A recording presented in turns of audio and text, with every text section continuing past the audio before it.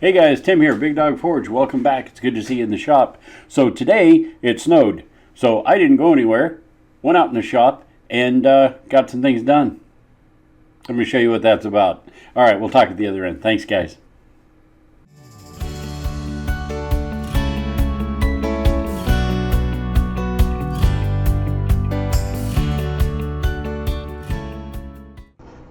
Love that snow, man. That was awesome.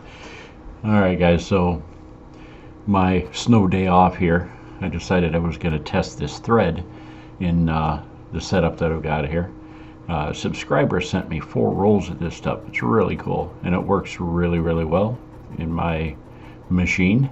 If you haven't seen the video on me making this sewing machine, you should check that out as well. Anyway, so as I'm working away here, I realized that I can't find any scissors. And I'm going to cut the thread, so we're going to take care of that. We got this old car spring friend of mine gave me anyway, and it's out of a 73 MG midget, I think, something like that. So he replaced the springs in this thing he's rebuilding, and I'm going to straighten out a section of this stuff, and we're going to see if we can build ourselves a pair of scissors. Now I'm giving myself an angle, which is going to be the scissor itself and the handle coming off at an angle. It's something that I have built before, and they're a little bit weird, kind of subjective, you might say. You got to kind of freeform these things when you build them, and the dimensions are not super crucial. Typically with blacksmith scissors, the cutting scissor portion is fairly short and the handles are large to give you a lot of leverage. The more crudely made a pair of scissors are, the more leverage you need to use them. But with any luck, these should come out okay. So we start by making a couple of what looks like odd angled hockey sticks, and the lower portion is going to be our blade, and once we get these close enough, they're just basically roughed forged, and we take them down in thickness in increments as we clean up that forging. If you go too thin too quickly, you lose too much to scale, and then one side or the other will be off a little bit, because there is some grinding to do on these. So we'll do a little more finish forging and start tapering the ends, and we'll do a grind on the ends to do the final taper, but we'll get some of it there by forging it out. And as we go, we refine the forging a little bit more each time, step by step. Got to take it kind of slowly so you don't overdo it. We don't want to forge anything too thin. These end up being, I wouldn't call them a precision instrument, but you have to be fairly precise to get them to work properly. And a lot of it's in the grinding. And this initial grinding I'm doing here is on the cutting edge and just on the radius of the tip. We're going to get rid of some of this material on these handles. We need to draw these out to about 10 inches. It's a good size for my hands to make a nice scrolled handle that I can hold on to. And Scrappy's going to draw these out for us. And we're just going to draw them out to a long taper.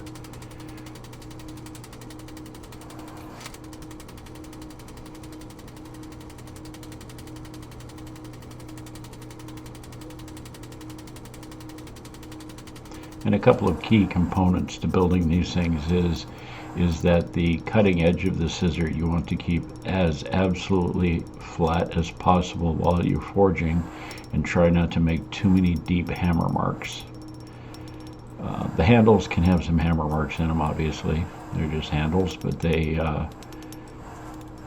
the cutting portion has got to be pretty precise. So you got to spend a little fidgety time making them as close as you can before you go to the grinder. You'll see that curved chalk mark. That's the beginning of the curve of my handle, and that curve is just about long enough to get all 4 of my fingers in there.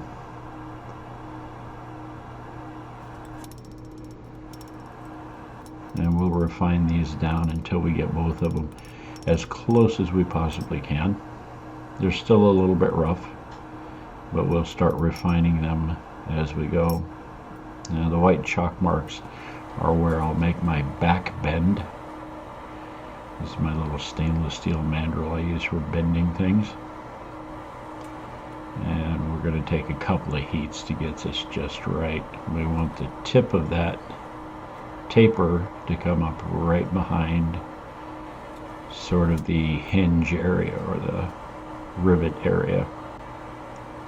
I'm going to duplicate that twice. Now I'm just holding these together, and I'm putting the hinge plates side by side so I can offset these handles a little bit so they line up.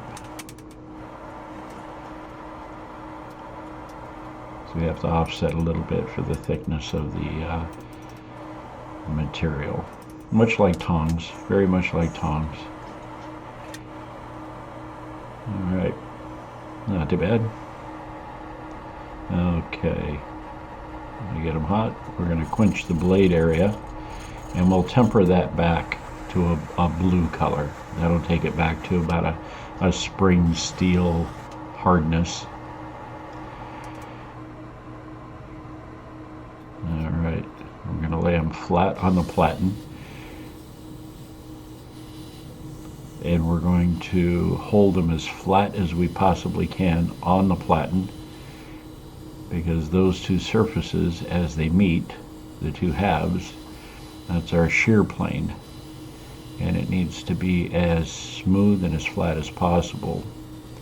So we've got a 60 grit belt on here right now for rough grinding, and we'll work our way all the way up to a 600 grit.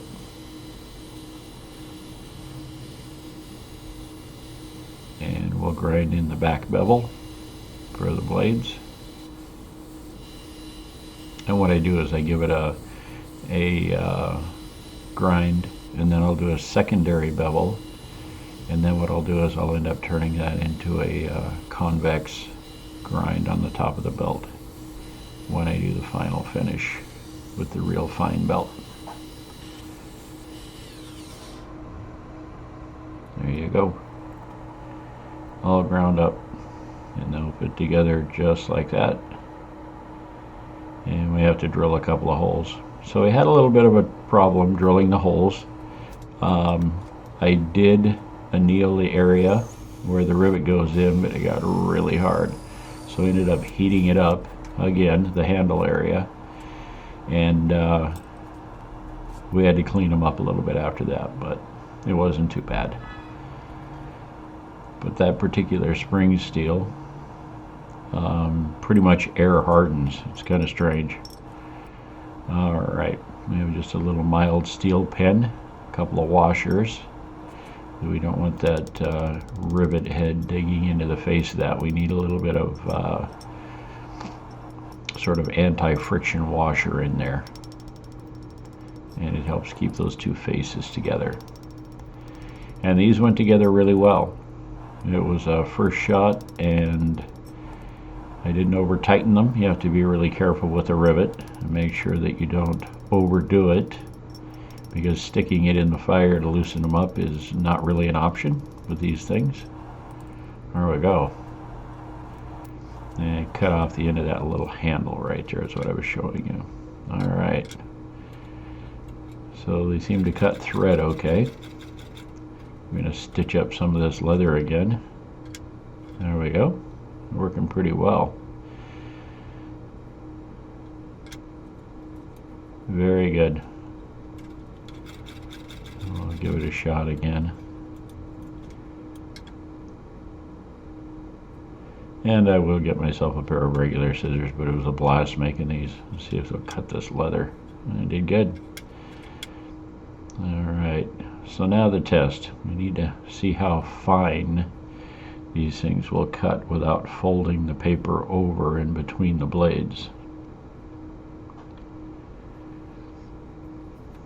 And this is a pretty good test of a pair of scissors. If they're not sharp or they're not working properly, the paper right on the edge will just simply fold over and not cut. And these seem to be doing just fine. Very happy with that.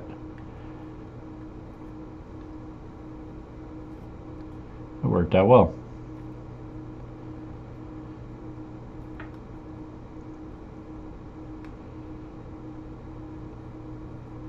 There you go, guys. Basic pair of scissors. I haven't made a set in quite some time. They're a lot of fun to do. You should give them a try yourself. They're a little challenging when it comes to the grind.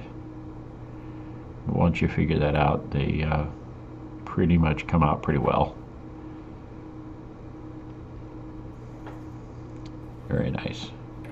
Alright guys, there you go. Alright guys, thanks for stopping by. Thanks for checking it out. And I wanted to say thanks to all the patrons, the new subscribers, and all the old timers that have been with me for a while. I had a blast building these today, and it was fun taking you along for the ride. So anyway guys, so if you think about it, like, share, subscribe, and yeah, take care of yourselves. We'll see you next time right here at Big Dog Forge. Be safe now. Thanks, guys.